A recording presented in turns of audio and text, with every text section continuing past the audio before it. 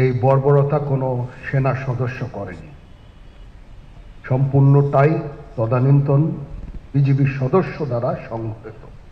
এখানে কোনো রাজনৈতিক নেতৃবৃন্দ এর মধ্যে উপস্থিত ছিল কিনা, ইনভলভ ছিল কিনা, বাইরের কোনো শক্তি এর মধ্যে ইনভলভ ছিল কিনা, সেটার জন্য কমিশন করা হয়েছে।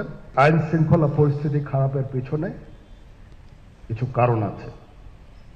প্রথম কারণটা হচ্ছে যে আমরা নিজেরা হানাহানির মধ্যে ব্যস্ত, একজন আরেকজনের বিরুদ্ধে বিষোদ্গারে ব্যস্ত। এটা একটা চমৎকার সুযোগ অপরাধীদের জন্য। আমরা নিজেরা ভেদাভেদ সৃষ্টি না করি, আমরা নিজেরা ইউনাইটেড থাকি। আমাদের মধ্যে যদি কোনো সমস্যা থেকে থাকে, কোনো ব্যত্যয় থেকে থাকে, কোনো গ্রিভান্সেস থেকে থাকে, সেটা আমরা আলোচনার মাধ্যমে সমাধান করব।